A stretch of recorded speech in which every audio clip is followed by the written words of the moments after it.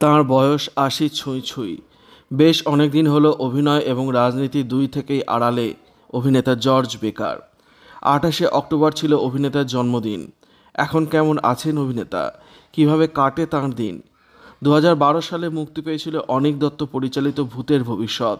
সেই ছবিতে শেষবার অভিনেতাকে দেখা গিয়েছিল। তারপর পর্দা থেকে দূরে অভিনেতা।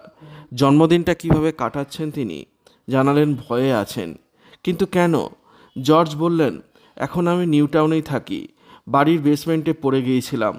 তারপরেই ঘটে অঘটন। হাতে ভারী জিনিস ছিল।